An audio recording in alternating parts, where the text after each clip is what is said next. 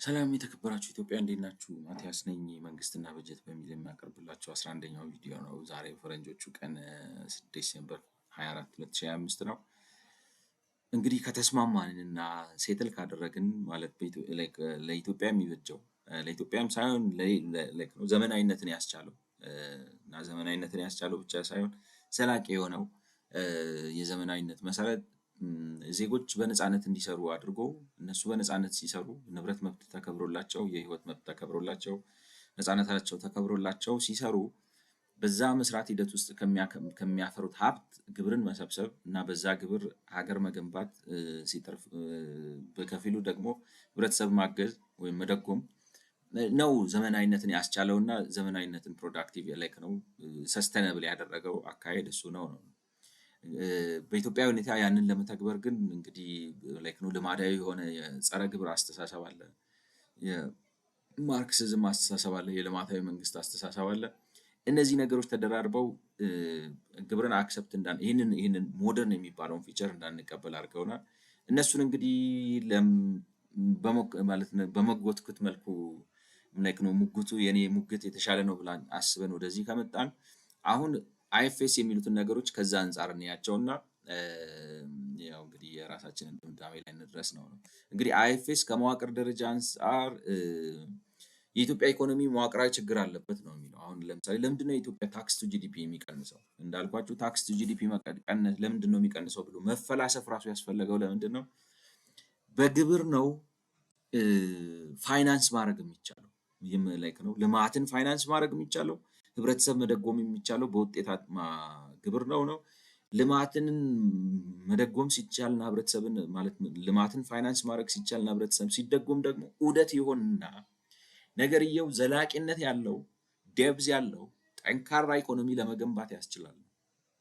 ልክ ኢንቨስትመንት ነው። ልክ አሁን ለምሳሌ 100 ብር ወስዳችሁ ኢንቨስት አድርጋችሁ 20 ብር ቢያተርፍላችሁ እንበልና 5 ብሩን በላችሁት 5 ብሩን ሴቭ አደረጋችሁት 10 ብሩን ወደ መልሳችሁ ኢንቨስት ብታደርጉት በመቶ ብር 20 ብር ከሆነ በ110 ብር የሆነ ላይክ ነው ወደ 125 ብር ምናምን ደግሞ እንደገና አዲስ ትርፍ ይዛችሁ ትመጣላችሁ። ስለዚህ ካፒታላችሁን እያሳደጋችሁ ኮረስፖንዲንግሊ ከካፒታሉ ጋር የሚመጣው ሪተርን ኦን ኢንቨስትመንት እያሳደጋችሁ እየሰፋችሁ ነው የምትሄዱት ነው። ላይክ ነው ማጥፋት የምትችሉት ገንዘብ ይጨምራል፣ ኢንቨስት ማድረግ የምትችሉት ገንዘብ ይጨምራል፣ ህብረተሰብ መደጎም የምትችሉበት ገንዘብ ይጨምራል፣ የመሰረተ ልማት ማሟላት የምትችሉበት ገንዘብ ይጨምራል። ማለት ቀጣይነት ያለው የመስፋፋት የማደግ ላይክ ነው የመንዠርገግ አካሄድ ነው። ላይክ ነው ጤናማ የሆነ ነው። ግን ዝም ብሎ አሁን የማዕድን ላይክ ነው ይሄ ኮንሴሽን ስቴት ዴቨሎፕመንት ወዘተ ችግራቸው ምንድነው ነው? በጣም ፈጣን ላይክ ነው አስገራሚ ላይክ ነው ዲፔንዲንግ ኦን ሰርከምስታንስስ ፈጣን እድገት ማምጣት ይችላሉ። ግን ይዘው የሚመጡት መዘዝ በጣም ብዙ ነው። ማለት በቃ ላይክ ነው ሀገራትን የማይወጡበት ቅርቃር ውስጥ የሚያስገባ አይነት እድገት ነው። ስለዚህ ያንን ከተስማማን እንግዲህ እነሱ የሚሉት የኢትዮጵያ ኢኮኖሚ መዋቅራዊ ችግር አለበት፣ ለዚህ ነው የሚቀንሰው ነው ግብሩ የሚቀንሰው ለዚህ ነው። ምክንያቱም ግብር ካልመጣ እንዳልኳችሁ ልማቱን ማምጣት አይቻልም። አሁን ለምንድነው ግብር ኢምፖርታንት የሆነው? why are we talking about revenue? why are we talking about tax? የተጠላ ነገር ነው በሰዎች እንዳልኳችሁ በአንድም በሌላም መንገድ ወቀሳ የሚደርስበት ግፊ የሚደርስበት እንደ አማራጭ ተደርጎ በኢግኖራንስ ሊሆን ይችላል፣ በአይዲዮሎጂካል ዲፍረንስ ሊሆን ይችላል፣ ወይንም ደግሞ ሌላ ላይክ ነው አጫጭር ጥቅም ፍለጋም ሊሆን ይችላል። በእንድም በሌላም ምክንያት ግን ሪጀክት የሚደረግ ይሄ ግብር ኢምፖርታንት የሆነበት ምክንያት ምንድነው? ዘላቂነት ያለው እድገት ማምጣት የሚቻለው በሱ ነው። ካልሆነ ወደ ብድር ውስጥ ያስገባል። ብድር ውስጥ መግባት በራሱ ችግር የለውም፣ ግን መከፈል ሰርቪስ መደረግ የማይችል ብድር ይፈጥራል። ምክንያቱም መንግስታት ልማት ሳያመጡ እንትን ነው ዴቨሎፕመንት ሳታመጡ አሁን ባለው ዓለም ሁኔታ ሶሻል ኮሄሽን ማረጋገጥ አትችሉም፣ ህብረተሰባዊነት ማረጋገጥ አትችሉም። ብዙ ጣጣ አለው ገብቷቸው። ስለዚህ ገንዘብ መንግስት ማግኘት መቻል አለበት፣ ህብረተሰብ ግብር ማምረት መቻል አለበት ነው። ስለዚህ ግብር በጣም ኢምፖርታንት እንዴት ልበላችሁ ሲጀምር የገንዘብ ጉዳይ ሆኖ ነው የሚጀምረው። ካልተስተካከለ ግን የማህበራዊ ችግር ሊሆን ይችላል፣ የፖለቲካል ችግር ሊሆን ይችላል።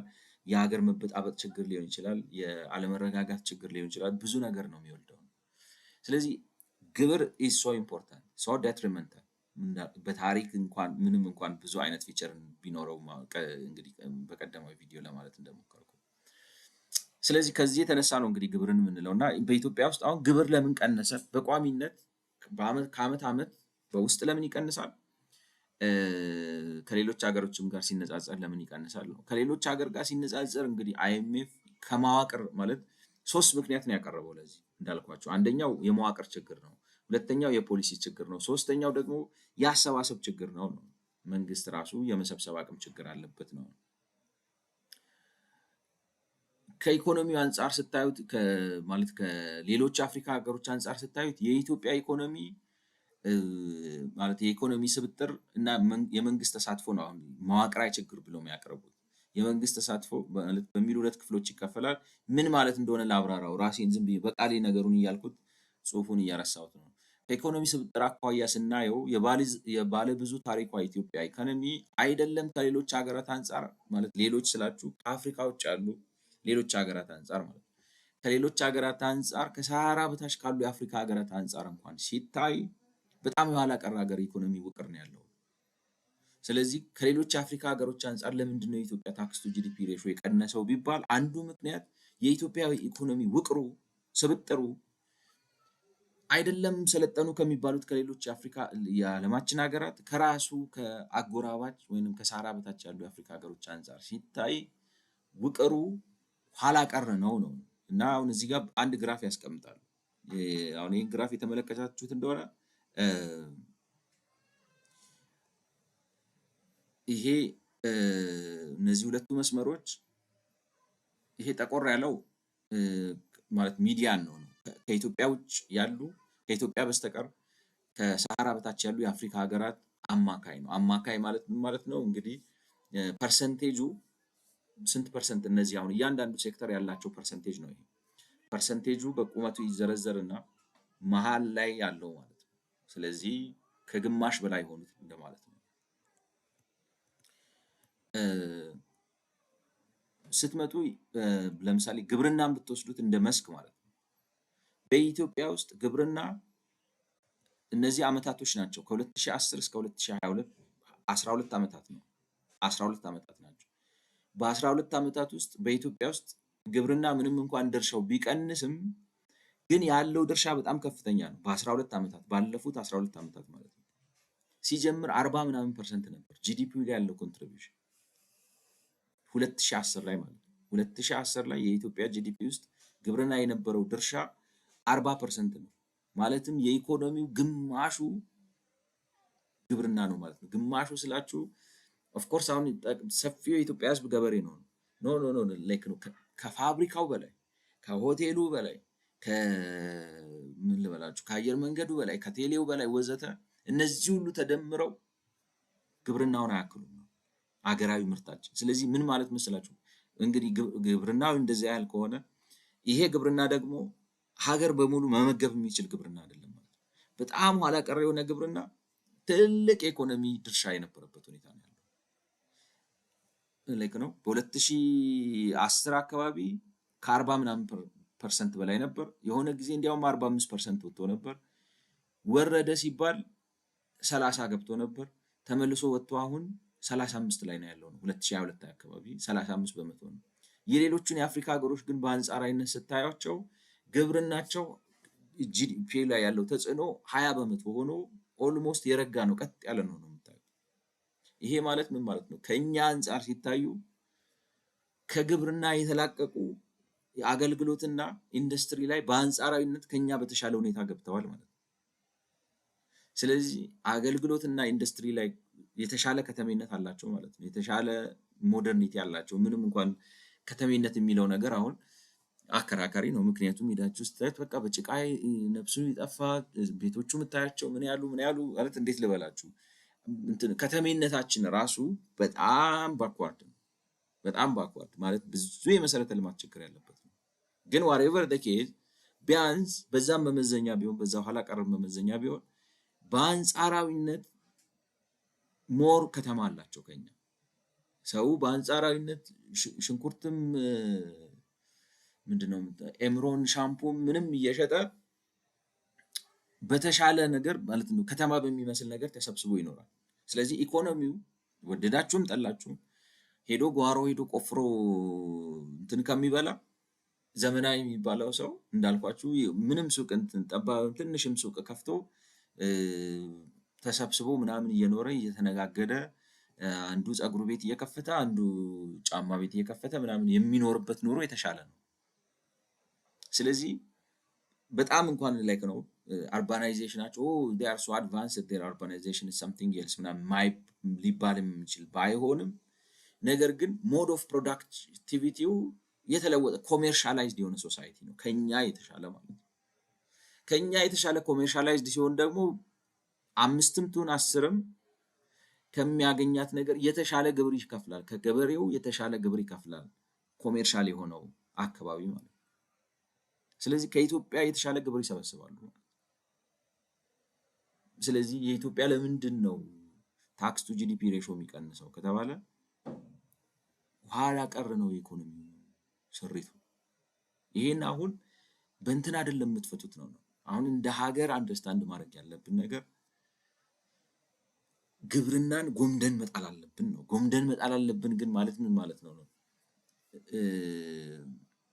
ግብርናን ጎምደን መጣል አለብን ማለት አንድ ነገር ላይክ ነው ዋናውን ላምጣው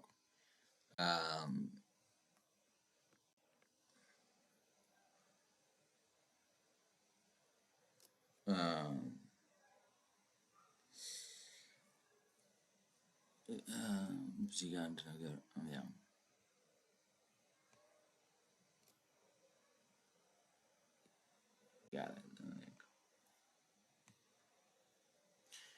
ግብርናን ጎምደን መጣል አለብን ማለት አሁን እንግዲህ 78% የሚሆን ህዝብ ህብረተሰብ አሰማርተንበት 78% የሚሆን የኢትዮጵያን ህዝብ አሰማርተንበት ጂዲፒ ላይክ ነው 78% የኢትዮጵያን ህዝብ አሰማርተንበት 35% የሚሆን ጂዲፒ ኮንትሪቢዩሽን አለው ማለት ነው። ጂዲፒ ላይክ ነው ኮንትሪቢዩሽን አለው ፖፑሌሽን ፓርቲሲፔሽን አለው 35% የሚሆን የህዝብ ላይክ ነው 78% የሚሆን የህዝብ ተሳትፎ አለው 35% የሚሆን ጂዲፒ ኮንትሪቢዩሽን አለው። ግን ኢን ተርምስ ኦፍ ፕሮዳክቲቪቲ ሲታይ እንዴት ልበላችሁ እንዴት ብዬ እንደማስቀምጠው ይሄ 1 ፖይንት ነው፣ ይሄ 2 ፖይንት ነው። ይሄ ላይክ ነው it couldn't feed ኢትዮጵያ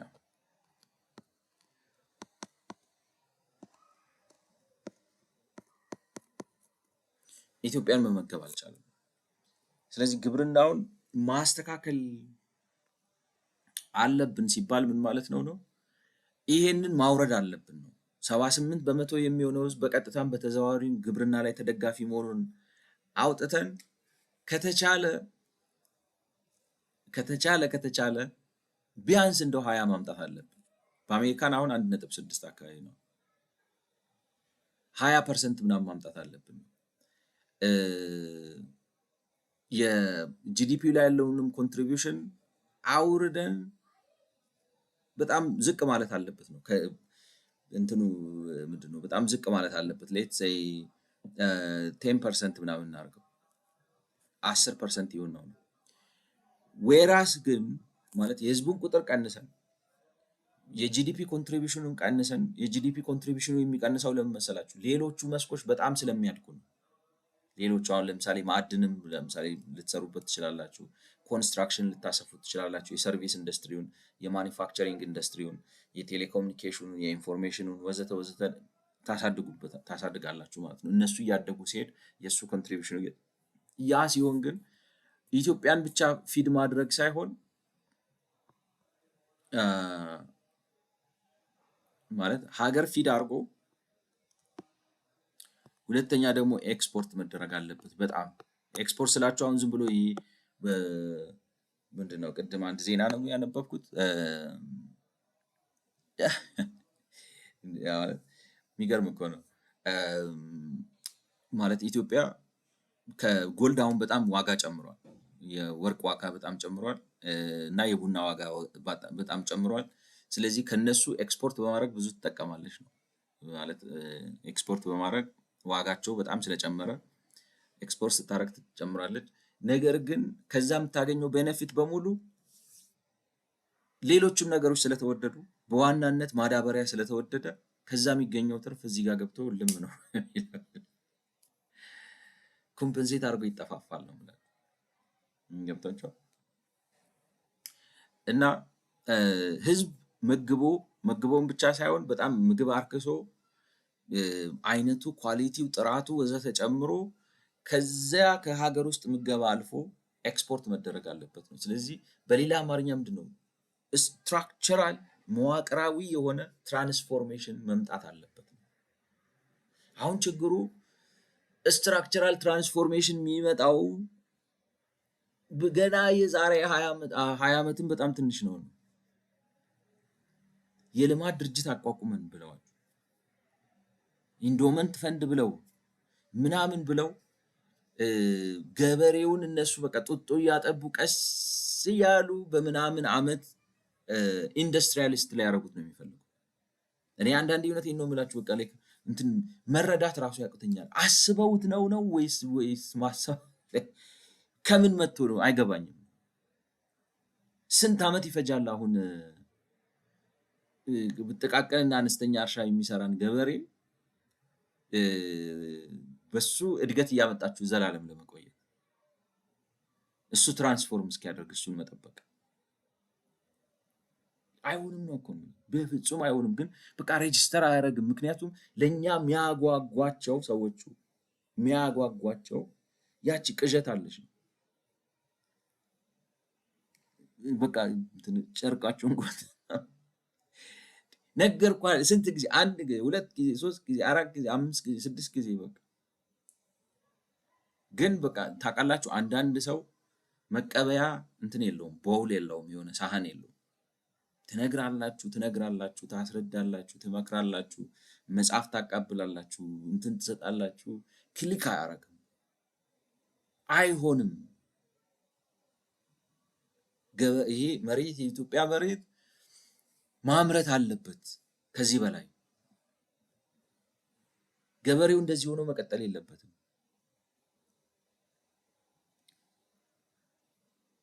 ዊ ዶንት ሊስን። ስለዚህ እንደዚህ አይነት አሁን ለምሳሌ ከግብርናው አኳያ ይሄን አይነት ፈንዳሜንታል ትራንዚሽን ያስፈልጋል።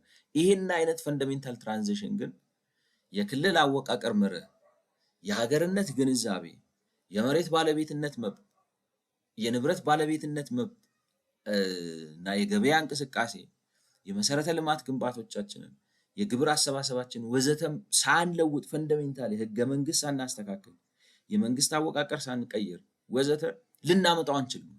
አይመጣም። ካልሆነ ምን ማለት ነው? አሁን እዚህ ጋር እንደሚለው ኢትዮጵያ ለምንድን ነው ታክስ ቱ ጂዲፒ የሚቀንሰው?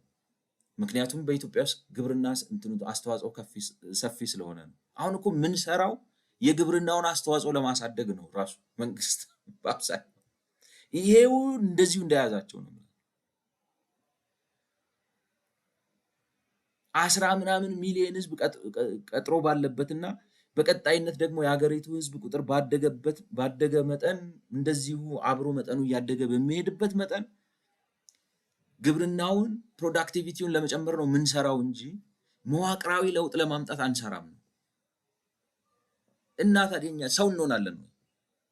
አሁን አይኤፍኤስ መጥቶ ችግራችሁ አግሪካልቸሩ 40% እና 30% ስለሆነ ነው። ቴንኪዩ ልክ ነው። ግን ይሄንን ምን ኮዝ አረገው?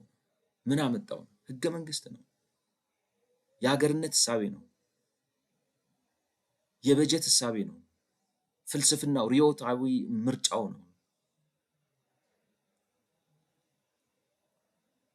እና እንዴት አድርገን ነው ከዚህ ኋላ ቀር አስተሳሰብ ራሳችን የምናላቀቀው? እሱን ካላቀቀንና የገጠር መሬት ንብረት ነው ሰውየው ሊዝም ቢሆን ሊዝ ይሁን ችግር የለውም እኮ ነው፣ መሸጥ አይችልም ነው። በአዋጅ እንዳይሸጥ እኮ ክልክል ነው። ኢንታይትል ርስት ነው በቃ እንዳትሸጠው። ለምንድን ነው የማይሸጠው? ግብር ስንሰበስብ በቃ እንዴት ልበላችሁ ገበሬን የመንግስት ፍርፋሪ ለቃቃሚ አድርጎ ማቆየት ምን አይነት ነገር ነው? በቃ እምነት ነው እንዴት ልበላችሁ በቃ ከሰው አይምሮ ውስጥ እንዴት አድርጋችሁ ታውጡታላችሁ? እንደዚህ ብለን አምነናል። በትንንሽ እርሻ እንትን እንለውጣለን። ዶክተር ብርሃኑ ድሮ እንዴት እንደዚህ ትላላችሁ ብሎ ይቃወም ነበር። ምን አድርገውት እንደሆነ እንደዚህ ብዬ ነበር ትቼዋለሁ ሲል ደግሞ ሰማሁት። እና የሆነ ችግርማ አለብን እኮ ነው እና መፍትሄ የለውም። አሁን ይሄንን እንደ ችግር ነው። አዎ ግን እንዴት ነው ይሄንን የምንለውጠው? እና ደግሞ ይሄንን ለመለወጥ ገና 500 ዓመት ልንጠብቅ ነው ወይ? ለምን ዝም ብለን ድርቅ ደራቃ ስለሆነ እንጂ ስለማይቻል መሆን ስለሌለበት እንደዛ በመደረጉ ማለት አጓጉል አላግባብ የሚጎዳ መብቱ የሚነካ ወይንም የሆነ ነገር የሚደርስበት ሰው የህብረተሰብ ክፍል ስላለ አይደለም። ድንቅ እንትን ኋላ ቀርነታችን እንዴት ተነክቶብን ነው። ሊቃኖቹም ያስደስታቸው ገጠር ሄጄ ከገበሬ ጋር ማውራት ነው የሚያስደስተኝ ይላል። ልብ ወለድ ጽፈን እንሰጣለን ከገጠር የሚያስደስተዋል ማለት እንደዚህ የሆነ ምናብ እንትን ጫወታ ካለብህ በፊክሽን ተዝናና። ገጠር ግባ በቃ ገጠር ግባ እና ሀሳቢ ገብቷቸዋል ብዬ እረዳለሁ። ማለት የስ ይሄ ችግር ነው፣ ግን እዚህ ጋር ማቆም አንችልም። በፍጹም እዚህ ጋር ማቆም አንችልም። እዚህ ጋር ከለከ ነው የዛሬ 50 ዓመት ተመልሰን ይሄን ነገር እናወራዋለን። ዛሬ እዚህ ጋር ቆርጠን ወስነን ነው የምላችሁ ገብቶን ኢትዮጵያዊነትን አከብራለሁ ብለን ሰላምታ ሰጥተን ኢትዮጵያዊነት ጥላዬ ነው ምልክ ነው አሴቴ ነው ዋጋዬ ነው ክብሬ ነው ሀገር ውስጥ የምንቀሳቀስበት ምሰራበት ምነግድበት ምማርበት ንብረት ማፈራበት መወልድበት ምከብርበት ከሀገር ውስጥ መውጣበት ምገባበት ወደ ውጭ ምነግድበት ከውጭ ዕቃ ማስገባበት የፈለኩትን ሃይማኖትም ምከተልበት እንትን ነው ላይክ ካርዴ ነው ብለን እሱን ሪስፔክት አድርገን ተቀብለን በሰብአዊ እኩልነት ላይ ተመስርተን ነው ልናመጣው እንችላለን። ያን ካልተረዳን ግን ይሄንን አግሪካልቸር ስለዚህ ያንን ስንረዳ ሰውየውም በቃ እንደ ኢትዮጵያዊነቱ መብቱን አክብረንለት መሬቱን መብት ነው ስትፈልግ ሽጠው ስትፈልግ አከራየው ኢንኬዝ እንኳን ችግር የሚፈጥርብህ ከሆነ ላይክ ነው አሁን ለምሳሌ እንደተባለው መሬቱን እየሸጠ እየሄደ የሚጎዳብን ከሆነ ገበሬው መንገዶች አሉ ነው ዝም ብሎ ሸጦ ባዶውን ወጥቶ እንዳይሄድ ማድረጊያ እንዳይጎዳ ማድረጊያ ብዙ አሰራሮች አሉ። አሰራሮች ብዙ ላይክ ነው በቃ እንትን ሼር ሆልደር እንዲሆን ማድረግ ነው። የአካባቢ ዋጋው ሲጨምር እሴቱ ሲጨምር የመሬት ባለቤት ታደርጉታላችሁ። ስለዚህ ማለት በሬ አሰማርቶ ጠዋት ተነስቶ ለፍቶ ማታ ተነስቶ ላይክ ነው ዘመናዊ ኑሮ ምንድነው ትንሽ ላይክ ነው ሌተስት ስራ ሰርታችሁ እንዳልኳችሁ ትላንትና ማለት ነው ሌተስት ስራ ሰርታችሁ በምታገኙት ደሞዝ ሌተስት ስራ ምላችሁ ላይክ አንድ የሆነ ፕሮፌሽን ላይ ወይንም አንድ ላይክ ነው ኢንቨስተር ብትሆኑ ለምሳሌ ምንድነው የምታደርጉት ኢንቨስት አድርጋችሁ ቁጭ ብላችሁ በቃ ካምፓኒው ሰርቶ በአመት ዲቪደንድ ይሰጣችኋል። ዲቪደንዳችሁን አካፍላችሁ መኖር ትችላላችሁ። ኦፍ ኮርስ ኢንቨስት ላይክ ነው እንትን ይፈልጋል ላይክ ገንዘብ ይፈልጋል ጊዜ ይፈልጋል ግን እንደዛ ነው የሚያደርጋችሁ። ሙያተኛ ስትሆኑ አንድ የሆነ ሙያ ትማራላችሁ። ሴልስ ሰርታችሁ ሽያጭ ሰርታችሁ እቃ ከዚህ ወደዚህ አድርጋችሁ የሆነ ነገር አድርጋችሁ ገንዘብ አግኝታችሁ ትኖራላችሁ። ያቺን ገንዘብ ወስዳችሁ ግን ማለት አሁን አንድ ገበሬ የሚደክመውን ድካምና ምን ልላችሁ ነው አንድ ገበሬ የኢንፍራስትራክቸር ችግር ባለበት ምናምን ባለበት ቤት ለመገንባት ማለት እናንተ እንደ ቀላል የምታያቸውን ላይፍ አሚኒቲስ ለማግኘት የሚቸገረውን ችግር አስቡት። ኢኮኖሚው ሞደርን እየሆነ በሄደ ቁጥር እንዳልኳችሁ በሽያጭ፣ በማስታወቂያ ስራ፣ በፕሮፌሽናል ስራ፣ አካውንቲንግ በመስራት አረ ስንት ነገር እንግዲህ በዓለም ላይ ያለውን ሙያ በሙሉ አስቡት። እሱን ሰርታችሁ በምታገኙት ብር ሌሎቹን የአገር አገልግሎቶች ገዝታችሁ ሲምፕል ኑሮ ትኖራላችሁ እና ገበሬው ከዛ ቢወጣ ምንም አይሆንም። ቶታል ፕሮዳክቲቪቲው ሲጨምር የሚሆንለት ምንድን ነው? ያንን ያክል ሳይደክም ያንን ያክል ሳይለፋ፣ ምክንያቱም እሴት ስለጨመረ ፕሮዳክቲቪቲ ስለጨመረ ምናምን ስላለ በሚያደርጋት ትንሽ ኮንትሪቢዩሽን ማለት ከትልቁ ማለት ትንሽ ስላችሁ ይስነፍ ስራ ይፍታ ምናምን አይደለም። ዲሊጀንት ሆኖ በሚያደርጋት ትንሽ ኮንትሪቢዩሽን ራሱ ሊያደርግ ከሚችለው በላይ ብዙ ሽልማቶችን አግኝቶ መኖር የሚችልበት ሁኔታ ይፈጠርለታል። ስለዚህ 500 ሄክታር መሬት ይዞ እዛ ላይ በጭቃ የተሰራ ወይ ምናምን ያለ የሆነ ኮንዶሚኒየም ከዛ በገጠር በጣም አሻሽለናቸዋል ምናምን ብለው አይታችኋል። በጀሪካ ነው አድርገው ቧንቧ ገብተው ምናምን እጅ እየታጠበ የሆነ በቃ እንደዚህ አይነት ነገር ነው የምናስበው። ለምን እንደሆነ አላውቅም። ሰው እኮ የትና የት ደርሷል። አንተ ሴት ትጠልፋለህ ወይ ሰው ውሃ ይጠልፋል? ድራማ ነው የምለው። ሰው የትና የት ደርሷል። እና ያንን ፋሲሊቲ ላይክ ነው 500 ሄክታር ወይንም ይቅርታ 5 ሄክታር መሬት ይዞ ጀሪካን በውሃ አድርጎ እጁን እየታጠበ በእንጨት እንደዚህ የተረበረበ ሽንት ቤት ላይ ከእንትኑ ጋር እንደዚህ በአይን የተጨለለቀ እየታየ ከሚል እጅ በጆሮ እየተቀመጠ ማለት ነው በቀላሉ ላይክ ነው ኖርማል ባኞ ላይ እንዲቀመጥ ልታደርጉ ትችላላችሁ። ያን የሚያደርግለት ምንድን ነው ማለቴ ምን ማለቴ ነው? 500 ላይክ ነው 5 ሄክታሩን መሬት በቫልዩ ካፕቸሪንግ ማለት እዛ አካባቢ መንገድ በማስገበታችሁ ከተሜነት በማስፋፋታችሁ ወይንም በጣም ሰፊ የሆነ ትልቅ ፕሮዳክቲቪቲ ያለው ኢኮኖሚክስ ኦፍ ስኬል ያለው ግብርና በመምጣቱ እና ያንን ገበሬ እዛ ውስጥ በመሰካታችሁ 5 ሄክታር መሬት እያረሰ ከሚኖርበት ኑሮ በላይ 300 ካሬ ሜትር ይዞ የሚኖረውን የተሻለ ኑሮ ልትሰጡት ትችላላችሁ ነው ሐሳቡ። እንትኑ ስታዩት መሬቱ ተወሰደበት ምናምን ነው። ምንድነው የሚወሰድበት ነው? ምን ሊያደርገው ነው? እንዳልኳቸው 5 ሄክታር መሬት ይዞ ማለት በጣም የምድብ አልጋ ላይ እየተኛ ከቆንጫ ጋር እየተደባደበ ምናምን እያለ ከሚኖር ላይክ ነው ሲቪላይዝድ የሆነ ሶሳይቲ ውስጥ የሚፈልጋቸውን ነገሮች በቀላሉ እያገኘ በተጨመረው እሴት ምክንያት ነው መኖር ይችላል፣ ያን ማግኘት ይችላል። እኛ ግን የምንከተለው አቅጣጫ እንደዛ አይደለም። ይሄንን ገበሬ ቀዳ ቀስ እንዴት ልበላችሁ በቃ ለማለብ ነው አሁን የልማታዊ መንግስት የሚመስለው። ማዳበሪያ በማቅረብ ኤክስቴንሽን ሰራተኛ ፕሮዳክቲቪቲውን ላይክ ነው። እንዲያውም ምንድነው ያለው ቻት ጂፒቲ ነው ማነው አንዱ ኤአይ የፕሮዳክሽን ኮንትሮል ነው እንጂ የያዙት ነው ማለት ምን የከተማውን ህዝብ መጋቢ እንዴት ልበላችሁ በቃ የፖለቲካ ቁጥጥር ነው የሚመስለው።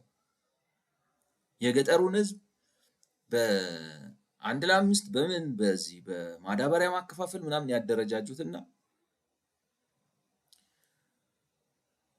ከተማው ውስጥ ምግብ እንዳይረክስም እንዳይወደድም ለማድረግ የሚቆጣጠሩበት ነው የሚመስለው። ከዛ በኋላ ምን ያደርጋሉ? የከተማውን ህዝብም በፖለቲካ ድምጽ ይቆጣጠሩታል፣ የገጠሩንም ህዝብ በፖለቲካ ድምጽ ይቆጣጠሩታል።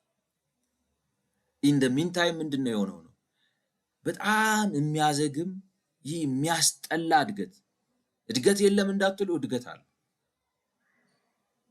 ተጠቃሚነት ግን የሚባል ነገር በቃ ትርጉም ባለው መልኩ የለም። ስለዚህ እንዴት ነው የምላችሁ ይሄ የምርጫ ለውጥ ማድረግ አለብን። አእምሯችን ይቻላል፣ ሰዎች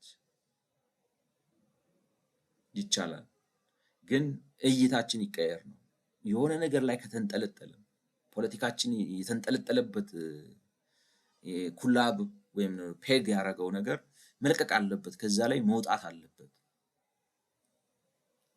ዘመናዊ ኑሮ ይቻላል ለሁሉም። ምንም አንሆንም። ገጠሬው ከተሜ ቢመጣ አሁን ናይጄሪያ 20 ምናምን ሚሊዮን ህዝብ እኮ ነው ያሏቸው። ሌጎስ ውስጥ አሳይቻችኋለሁ። ያ ቆሻሻው መቼም በስመ አብ የሚነገር አይደለም። አይታችሁታል። ሌጎስ ውስጥ 20 ምናምን ሚሊዮን ህዝብ ነው ያለው። ግን ያለው እንዴት ልበላችሁ፣ አሁን ልዩነቱ ምን መሰላችሁ? እንደዛም የገለማ ቢሆን ነው የምላችሁ፣ ጀነሬት የሚያደርገው ኢኮኖሚክ ፓወር ግን ቀላል አይደለም። ለምን? ነን አግሪካልቸር ነው ሞር ፕሮዳክቲቭ ነው ሴክተሩ ማለት። አሁን እንትን አይታችሁ ምንድነው የጉልበት ሰራተኛው ፊዚካሊ በጣም ይደክማል አይደለም? አንድ ሰው ግን በእውቀት በሙያ የሆነ ስራ ሰርቶ የበለጠ ገንዘብ ጀነሬት ሊያደርግ ይችላል። እና መስኩ እንደ መስክ ስታዩት ዝም ብላችሁ ከተማ ውስጥ ማለት ፊዚካሊ አሁን ስትሮንግ የሆነ ሰው ቅልጥ ያለ ከተማ ከሆነ እቃ በጋሪ እና በዚህ ምናምን እያንቀሳቀሰ ብዙ ብር ሊይዝ ይችላል። ገጠር ውስጥ ሆኖ ትልቅ እርሻ አድርጎ ምናምን በሬ ጠምዶ እንደዚህ ሲገርፍ ምናምን ከሚውለው ሰውዬ ማለት ምናልባት ያ ገበሬ አመቱን ሙሉ ለፍቶ ከጭቃ ከመሬት ጋር እንትን ብሎ ጦጣ ሲያባርር፣ ዝንጀሮ ሲያባርር፣ ተባይ ሲለቅም ምን ሲል ከርሞ ከሚያመጣው ማለት አይደለም። መጨረሻ ላይ እንግዲህ መከር ደርሶ ሲያርስ ሲሰበስብ ያመጣውን ብር ስታዩት ምናልባት አንድ ሰው እንዴት ልበላችሁ ወይ ምናልባት ከተማ ውስጥ ሊስትሮ ሰርቶ ሊያገኘው ይችላል የተሻለ ከዛ ነገር ገበሬው ከሚያገኘው በኢንካም ደረጃ። የኢኮኖሚው የመስኩ ላይክ ነው ኮሜርሻላይዝድ ሲሆንና አግሪካልቸር ሲሆን እንትኑ እኩል አይደለም። ወደዘት ምን ማለት ነው? አሁን ለምሳሌ እንዴት ልበላችሁ ሞር ፕሮዳክቲቭ ሞር ሪተርን ያለው ሴክተር አለ። ገበሬው እዛ ግብርና ላይ ወጥቶ የሚያወጣውን ጉልበት የተወሰነ ትሬኒንግ እና ሙያ ሰጥታችሁ አምጥታችሁ የጨርቅ ፋብሪካ ውስጥ ብታስገቡት ለምሳሌ ነው የምላችሁ። እና ችግሩ መተሳሰር አለበት ከሁሉ እንትን ጋር 8 ሰዓት ሰርቶ እዛ ጋር የሚያገኘውን ገቢ እዚህ ጋር ምናልባት በ4 ሰዓት ሊያገኘው ይችላል። ስለዚህ ሊያንስ ነው ገጠሬው በወር የሚያገኘውን ገቢ እዚህ ፋብሪካ የሚገባው ሰውዬ በ20 ቀን ሊያገኘው ይችላል። ሶ የኢኮኖሚ ሴክተሮቹ በተለወጡ ቁጥር የሰው እርኒንግ ካፓሲቲው እየጨመረ ነው የሚሄደው። የንግድ እንቅስቃሴው በበዛ ቁጥር፣ ከተሜነቱ በበዛ ቁጥር፣ ገንዘቡ በጣም ሰርኪሌት ባደረገ ቁጥር ወዘተ እንትኑ ነው ላይክ ነው እርኒንግ ፓወሩ ወይንም ዩር ፐርቼዚንግ ፓወር ጌትስ መልቲፕላይድ። የመግዛት አቅማችሁ እየጠነከረ ነው የሚሄደው። እኛ ግን እንደዚህ አይነት ለማሰብ አልታደሉም ፖለቲከኞቻችን፣ እንደኔ ያረዳድ ነው የምላቸው። ምክንያቱም ምናልባት እንትን ናቸው ኋላ ቀር ይሄ በቃ በልጅነታቸው በወጣትነታቸው አእምሮ ውስጥ የማኦይዝም የምናምን ነገር ስለገባ እሱን የሚከተሉ ነው የሚመስለው። እንደኔ ነው የምላቸው። ስለዚህ ከአግሪካልቸር መውጣት አለበት። ገበሬው ምን ያደርግለታል? መሬት ሰብስቦ መያዙ አይደለም ነው እኮ መሬት ይዞ ምናምን ብሎ ደክሞ ምናምን ብሎ የሚያገኘውን በአመት የሚያገኘውን ምናልባት በ2 ወር ጥበቃ ሰርቶ ሊያገኙ ይችላል። ከተማ ውስጥ ነው ብለን ጥበቃ ወዶ የሚያገኘው ከሆነ እና ያ ነገር የተሻለ ቤት ውስጥ የሚያኖረው ከሆነ የተሻለ አልጋ ላይ የሚያስተኛው ከሆነ የተሻለ ምግብ የሚያስበላው ከሆነ የተሻለ ልብስ የሚያለብሰው ከሆነ what's the point of having all that fallow land? እንትን ነው የጠፋው ነው እኮ። አይ ከዚህ መውጣት አለብን፣ ይሄ less productive less rewarding ሴክተር ነው ላይክ ነው በጣም ዝቅተኛ የሆነ ነው እንትኑ ሪዋርድ። በተለይ ደግሞ ከእጅ አፍ ወደ አፍ። ግን እኛ የሚያስደስተናው መንግስት የሚያስደስተው ምንድን ነው? ይሄን ገበሬ አስተምሮት እንትን እኮ ነው በቃ በጭቃ እንደዚህ አድርጎ ባንኮኒ ነው ምናምን አሰርቶት እሱን እንደ ሰክሰስ ሪፖርት ማድረግ ነው የሚያስደስተው። ይሄ መንግስት የሚባለው ይኸው ነገር ማለት ነው። ይህ ማህበረሰብ መሪ አይደለም እኮ አንተ ማህበረሰብ አይደለም ከብት መምራት አትችልም። የሚያስደስተው እንደዛ አይነት ነገር በጭቃ እንደዚህ አድርጎ እንትን አድርጎ እንደዚህ ብሎ ምናምን እንስራውን እዛ ጋር አስቀምጦት እንትን እንዳይበላሽበት በእንትን አድርጎ ነው የሚያወጣው። ከዛ ጋር እንደዚህ አድርጌ ምናምን በቃ ጽድት ያለ ምናምን ያለ ማህበረሰብ ፈጠርኩኝ ብሎ ያንን ፕሮሞት ለማድረግ ይፈልጋል። ይሄ የሜሶፖታሚያ ዘመድ ነው። እነሱ እንኳን የዛን ጊዜ ድንጋይ ጭቃ ላይ ክሌ ላይ አካውንቲንግ መስራት ጀምረዋል። እውነቴን እኮ ነው የምላችሁ።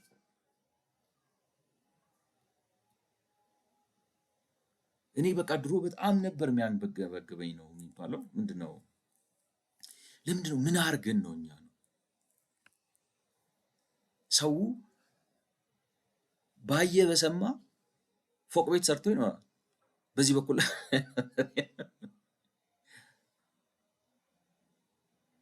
ዝም ብሎ እንትን አቀባብሎ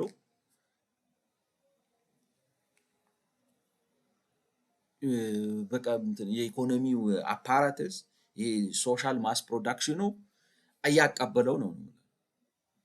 በቀላል ላይክ ነው ቀላል የሚባል በቃ እንትን በማድረግ እንዴት ልበላችሁ ምንድነው አሁን ለምሳሌ አሁን ሌባኖስ ውስጥ ካላችሁ እና ሂዝቦላ ያለበት አካባቢ ከሆናችሁ የእስራኤል በቃ አንዱን የእስራኤል ወታደር አግኝቼ በቦክስ ልለው ነበር ብላችሁ በመናገር ብቻ ነው ማለት በሚበድ አይታችሁ እኮ ላታውቁ ትችላላችሁ።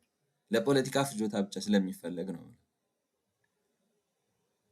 እንደዛ ብላችሁ በማለት አሮጊት ሆነው ጭርጨስ ብለው መነሳት እኮ አይችሉም። በቃ ልገላቸው ነበር ምናምን ይሏቸዋል።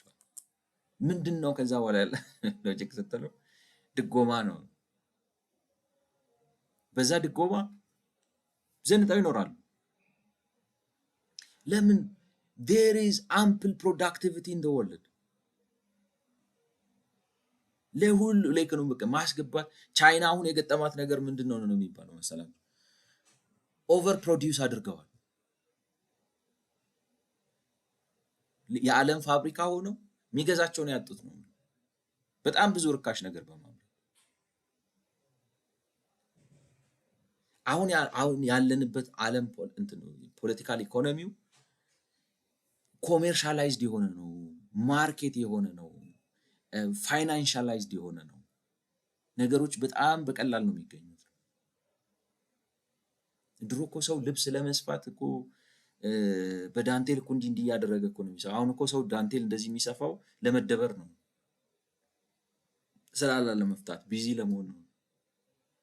አሁን ጨርቅ እኮ ዝም ብሎ በገፍ ነው እኮ ቻይና ሊትራሊ ነው ማለት በዶላር 0.50 ሳንቲም ቲሸርት እንደዚህ አሽገው የሚሸጡላችሁ።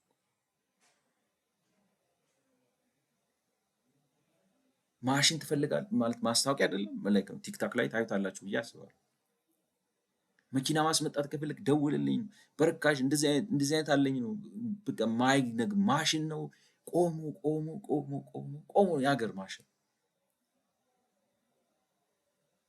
there is ኦቨር ሰፕላይ ነው ያለው ባለም። እኛ ይህንን ነገር አምጥተን መጠቀም ነው ያለብን ወይስ እበት እየለቀለቁ ቤታቸውን በጽዳት አድርገው በራቸው እንደዚህ ሆኖ ምንም እንኳን በእርግጫ የሚዘጋ ቢሆንም ባለፈው 3 ከብት ነበራቸው፣ አሁን 2 ፍየል ተጨምሮላቸው በዚህ በኩል ዶሮ 8 አላቸው። በቃ መንግስታችን የሚያስደስተው እንደዚህ አይነት ነገር። ስንት አመቱ መሰላችሁ እንደዚህ አይነት ወሬ መንግስታችን ምናጭ ኢህአዴግ በሉት የብልጽግና በሉት ማነው ደርግ በሉት ማለት that's what they meant by like ነው ህብረተሰቡን በማንቃት በማደራጀት በምናምን። ለምን ከዛ ያለፈ ግንዛቤ ህልም አንደርስታንዲንግ የላቸውም። ይሄ ኮሜርሻላይዝድ ዓለም ሆነዋል።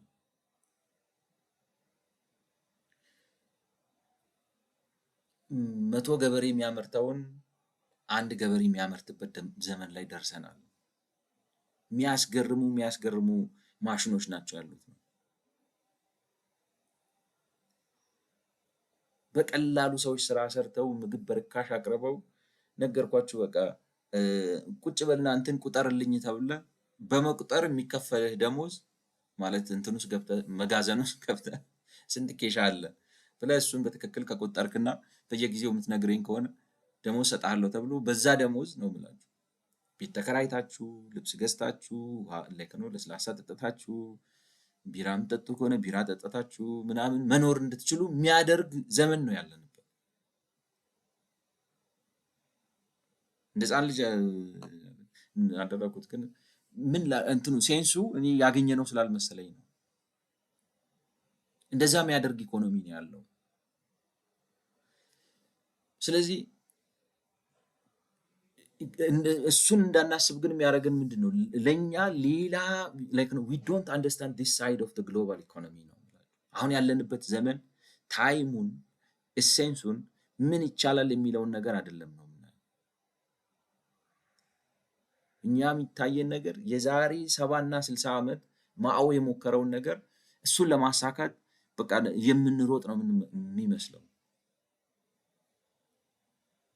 እድገት የምንመዝንበት መመዘኛ ገበሬው ባለፈው በሄክታር እንደዚህ ያምርት ነበር፣ እሷን የሆነ ማዳበሪያ ሰተነው እንደዚህ ያደረግነው መቆጣጠራችን ነው የሚያስደስተን።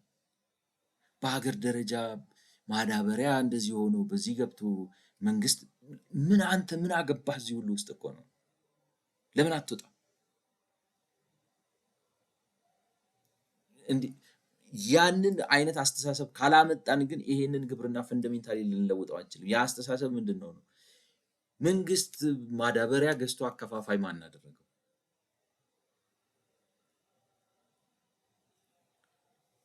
አይ እኔ ካላከፋፈልኩማ ገበሬው ይጎዳል ነው። ገበሬው ግን የሚጎዳበት ሁኔታ እንዲፈጠር ያደረገው ምንድነው? አንተ ራስህን እኮ ከመሬቱ ጋር አስረኸው ነው።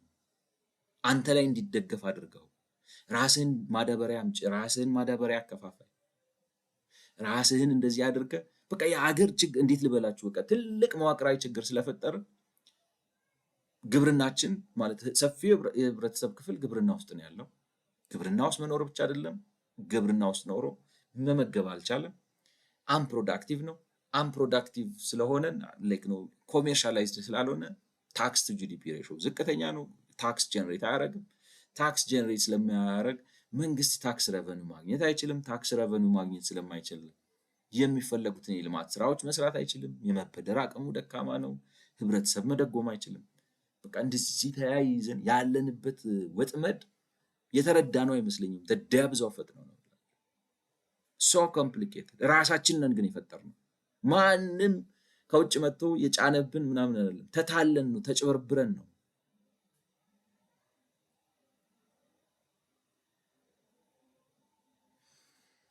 እና አግሪካልቸር የጂዲፒው ትልቅ ፓርት ነው። አዎ፣ ግን እንዴት ነው የሚለውን ነገር እዚህ ጋር ማቆም አንችልም ነው። ይሄ የሆነበት ምክንያት ስናስብ ራሱ ይሄ ዘመን እኮ ትንሽ ስራ ሰርተ በምታገኘው ገቢ ቢያንስ ያኖርሃል። ቢያንስ አብልቶ አጠጥቶ አልብሶ አውጥቶ አስገብቶ ያኖርሃል። እንደዛ ማድረግ የሚችል ኢኮኖሚ አሁን የምንኖርበት ኢኮኖሚ ነገርኳቸው። ሰው በቀላሉ ወጥቶ አስተናጋጅ ሆኖ ወይ ሴልስማን ሆኖ ወይ እንዳልኳቸው ሌሎች በቃ እንደው በጣም ቀላል የምትሏቸውን ስራዎች ሰርቶ ከዛ በሚያገኘው ገንዘብ ሌሎቹን አምኒቲስ አሟልቶ መኖር የሚችልበት ኢኮኖሚ ነው። ለምን ገበሬው? ስለዚህ ምን ማለት ነው ነው ለስ አክቲቪቲ ሞር ፕሮዳክቲቪቲ የሆነበት ነው። ገበሬውን እዛ ውስጥ ማስገባት አለብን። አላማው እሱ ነው። ትራንስፎርም ማድረግ አለብን። ይሄን አላማ ለማሳካት ግን የኢትዮጵያዊነትን መቀበል ይጠይቃል። የሀገርን አንድነትና ህብረተሰባዊነት ማክበር ይጠይቃል። የህግ የበላይነትን መቀበል ይጠይቃል። በዜግነት እኩልነት ላይ የተመሰረተ መግባባትን መቀበል ይጠይቃል ወዘተ ወዘተ። ያን ካልተረዳን ግን ገበሬውን እኛ በቃ የምናስበው ማዳበሪያ እያቀረብንለት መቼ እንደሚዘራ እየተቆጣጠር ነው፣ ዘራ አጨደ እያልን ወዘተ ወዘተ ብለን ካለን የራዕይ ችግር አለ። ያለንበትን ዘመን የመረዳት ችግር አለ። የመዘመን ፈንዳሜንታል የሆነ ችግር አለ። ዘመናዊነት ክሊክ አላደረገም ማለት ነው። ዘመናዊነት አልገባንም ማለት ነው። እና ትልቁ ፈንዳሜንታሉ መታገል ያለብን በሀገራችን ይሄንን ቪዥን አንደርስታንድ ለማድረግ ነው። ይሄ ዓለም አቀፍ ቪዥን ነው ማለት ሰዎች ወደው ጥቂት ሰዎች የትም አሁን የዘለጠነ ዓለም ሄዳችሁ ገጠር በቃ ገጠር ነው የምኖረው ሞቼ እገኛለሁ የሚል ሰው አለ። ገብቷችኋል? ግን በምርጫው ገብቷችሁ በምርጫው ነው እና ደግሞ ብዙ ድጎማ ስላለው እኛ ለምንድን ነው አያስገድደን ሰውን ለስ ፕሮዳክቲቭ የሆነ ኋላ ቀር የሆነ መስኩ ለምን አንድ ቀን ይመጣ በእኛ በራሳችን እንዴት አድርገን አሁን ይታያችሁ እንግዲህ በ1 ሄክታር ወይ በ2 ሄክታር መሬት ላይ ይዘው የፈለግከውን ፕሮዳክቲቭ ብታደርገው ከድካሙ ከወጪው ከምኑ አንጻር እሱ እዛ ጋር ደክሞ ምናምን ብሎ የሚያመጣውን ነገር ምናልባት አንድ ሰው አንድ ዝም ብሎ ህገወጥ ነጋዴ መርካቶ ሄዶ ነጠላ ጫማ ገዝቶ መንገድ ላይ አንጥፎ ሸጦ የተሻለ ገንዘብ ሊያገኝበት ይችላል። እሱ ስንትና ስንት ደክሞ የሚያገኘውን ነገር ነው።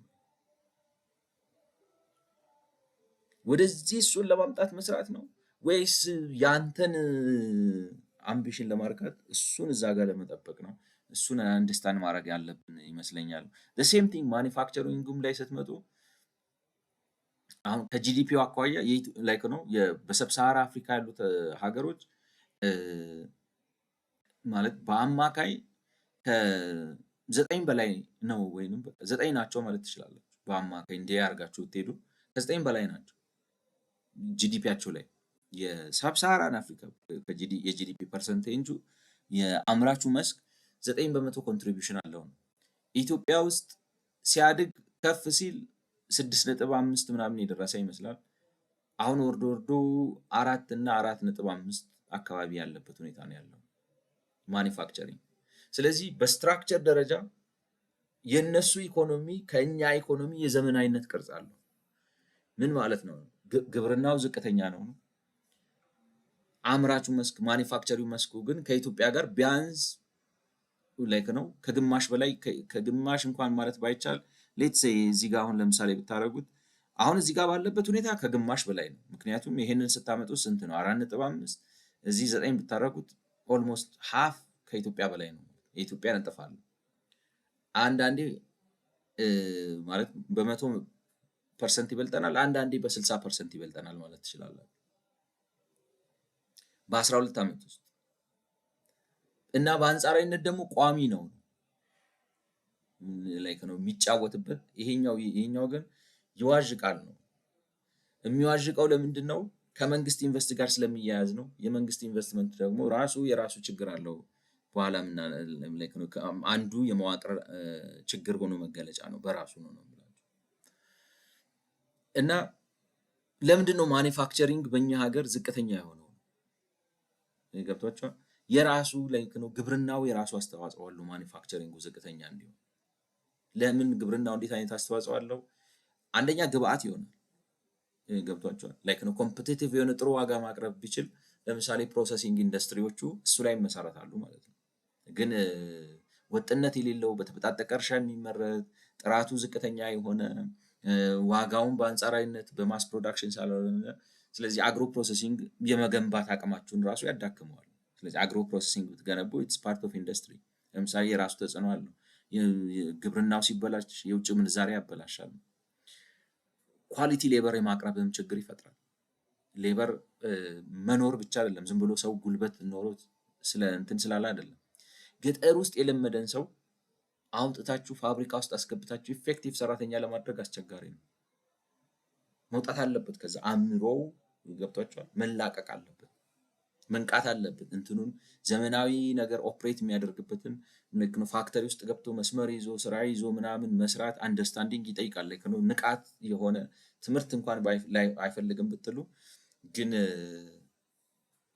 የገጠር ድባብ የሚፈጥረው የአእምሮ ንቃት እና የከተማ ድባብ የሚፈጥረው የአእምሮ ንቃት ይለያያል።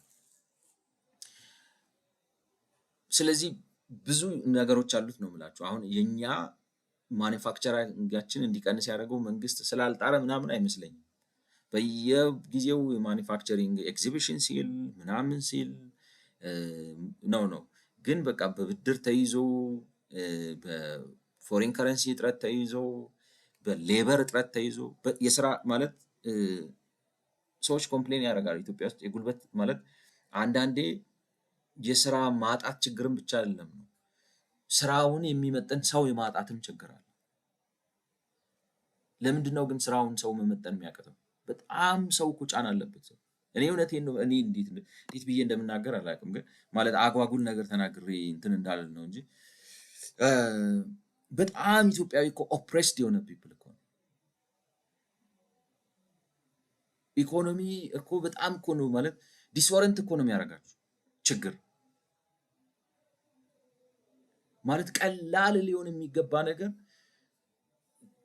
ውስብስብ ሲሆን ሂሚሌት ነው የሚያደርጋችሁ። ስነ ልቦና ነው የሚሰርቀው። ኮንፊደንስ ኖሯችሁ ማለት በቃ ስርዓት አክብራችሁ በህግ ምናምን ብላችሁ መኖር እንዳትችሉ ነው የሚያደርጋችሁ። ሰው በጣም ተጽዕኖ አለበት። አይሄድም። ኢኮኖሚ ስነ ልቦና ነው የሚሰርቀው። ያንን ፈጥረነዋል ነው። ስለዚህ አንዳንዴ እኮ ለምንድን ነው ማኑፋክቸሪንጋችን የወረደው? ኢንፍራስትራክቸር ችግር ብቻ አይመስለኝም፣ የሰላምና ህግ መረጋጋትን ብቻ አይመስለኝም። ህዝብ ስነ ልቦናው ተሰርቋል፣ ተጎድቷል። ለምን? ሌላ 10 ምክንያት ልናመጣ እንችላለን።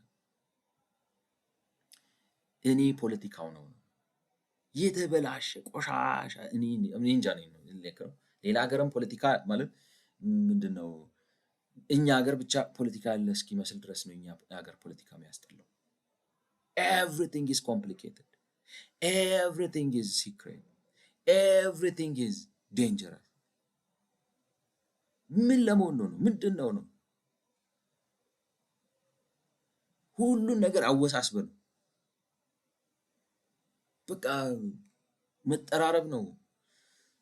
በዚህ በኩል መያያዝ ነው፣ በዛ በኩል መጓተት ነው፣ በዚህ በኩል መዋጋት ነው። ለምን አናቀለውም ነው?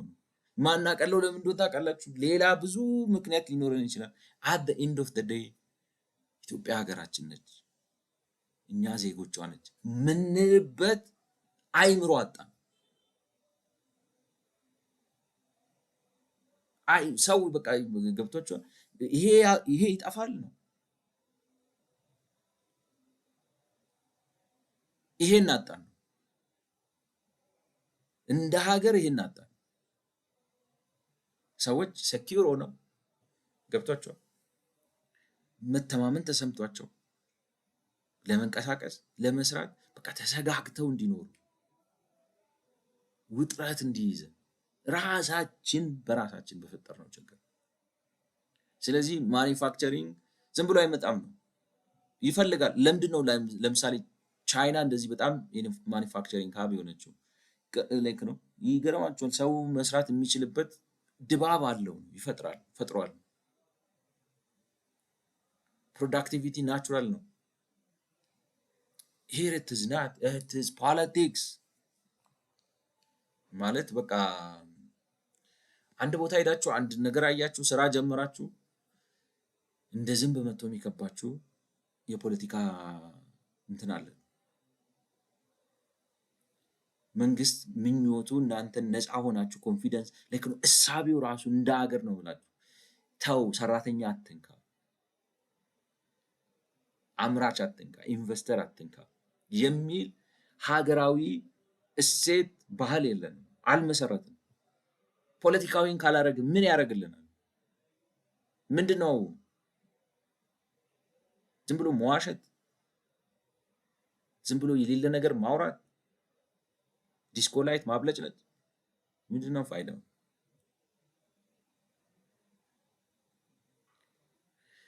እና እኔ እንግዲህ ከተሳካልኝ ልል የምፈልገው አሁንም ደግሜ ደጋግሜ ትኩረታችን መሆን ያለበት አስተሳሰባችንን እንቀይረው። የሀገራችን ሰው ኮንፊደንት ይሁን፣ ይቅለልለት፣ ለሁሉ ነገር ፈቃድ ጠይቆ አይሁን፣ ሲያጠፋ ብቻ ተው ይባል። እንዴት ሰው ለመንቀሳቀስም ለመስራትም ለመነገድም ለማሰብም ለመጻፍም ፓርቲ ለመመስረትም ወደዚህ ለመግባትም ወደዚህ ለመውጣትም ሁሉ ነገር ጭንቅ ጥብ ሆኖበት ይሆናል።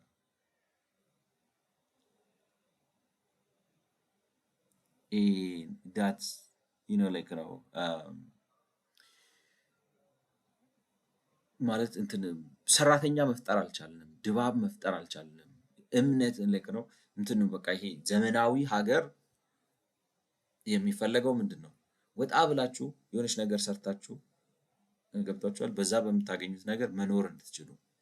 ከዛ ያለፈ ደግሞ አምቢሽን ካላችሁ በቃ የፈለጋችሁትን ስራ ፈጥራችሁ እንዳሻችሁ ስላችሁ አቅማችሁ እንደፈቀደላችሁ ህግ አክብራችሁ በህግ ጥላ ስር ሆናችሁ ሞር ፕሮዳክቲቭ ሆናችሁ እንድትኖሩና በአንድ መስክ ኤክሰለንስ ብዙ ነገር ባለሀብት ሆናችሁ መኖር እንድትችሉ ነው። ሰውም ማህበረሰብን የሚቀላቀልበት ዓላማ ይሄ ነው። ይሄ እኔ ያመጣሁት አይደለም፣ ሄዳችሁ ማንበብ ትችላላችሁ። አሁን ለምሳሌ አርስቶትል የሚላል ከዛሬ ስንት 2500 ዓመት በፊት ሰዎች ወደ ማህበረሰብ ለምን ይቀላቀላሉ? ጥቅም ለማግኘት ነው። በራሳቸው አምርተው ሊያገኙት የማይችሉትን ነገር ማህበረሰቡ አምርቶ ስለሚሰጣቸው ነው። የአሜሪካ ኮንስቲቱሽንም ላይ ታገኙታላችሁ። ለምንድን ነው ወደ አንድ የምንመጣው? ለጋራ ደህንነት ነው፣ ለጋራ ብልጽግና ነው፣ ለጋራ ዌልፌር ነው። ያ የጋራ ዌልፌር ግን እንዴት ነው? እያንዳንዱን ሰው ተወውና የራሱን ነገር ፐርሲው ሲያደርግ ራሱን ብቻ አይደለም የሚጠቅመው፣ ሀገር ይጠቅማል።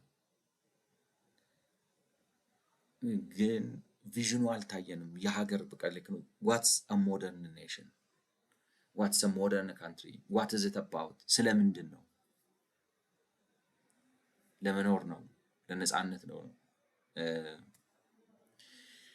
ንብረት ደግሞ ማለት ፋይናንስ ከሌለ ይህንን ማለት ነው። ፕሮፐርቲ ይላል ካርል ማርክስ እንኳን ኢትስ አ ፋውንዴሽን ፎር ሊበርቲ፣ ነፃነት። አሁን ለምሳሌ የራሳችሁ ቤት ሲኖራችሁ ያላችሁ ፍሪደም ኢትስ ኳይት ዲፍረንት ቤት ተከራይታችሁ ስትኖሩ እና መሰረት ነው ይላል። የነፃነት መሰረት ነው ፕሮፐርቲ። እና ሀሳቤን በዚህ ልደምድም። ምን ያህል ሀሳቤን እንዳስተላለፍኩ እርግጠኛ ባልሆነም ግን ሀሳቡ ምንድን ነው? አዎ ለምሳሌ ማኒፋክቸሪንግ ከሌሎቹ የሰብሳራን አፍሪካን በታች ዝቅተኛ ነው ኢትዮጵያ። ስለዚህ ያ ስለሆነ በአንጻሩ ደግሞ አግሪካልቸር ከፍ ያለ ስለሆነ እነሱ ከኛ የተሻለ ግብር ይሰበስባሉ። ለዛ ነው ብለን ልንተው እንችላለን። ግን እዛ ጋር ማቆም አንችልም። ለምንድን ነው የኛ ማኒፋክቸሪንግ ነፃ የሆነችው? ታላቋ የብዙ ሺህ ዓመት ታሪክ ምናምን የነበረች ኢትዮጵያ ለምንድን ነው ከሌላው የአፍሪካ ሀገር ያነሰ የኢንዱስትሪ መጠን ያላት? በአንጻሩ ለምንድን ነው ከነሱ የባሰ ኋላ ቀር የሆነ ግን በጣም ሰፊ የህብረተሰብ ክፍል የያዘ ግብርና ያለ? ዘመናዊ አምላክ ነው። ሀገራችንን አልቀበልናል፣ እኩልነትን አናከብራለን። ዘመኑ የካሽ ዘመን ነው፣ በካሽ የሚገዛበት ነው እንጂ ሁሉን ነገር አንተ አምርተህ የሚኖርበት ዘመን አይደለም የሚባለውን ነገር መቀበል አልቻልንም። ስለዚህ እነዛ ነው እቀጥልበታለሁ። በሚቀጥለው ቪዲዮ እንገናኝ። ስለሰማችሁኝ አመሰግናለሁ። መልካም ጊዜ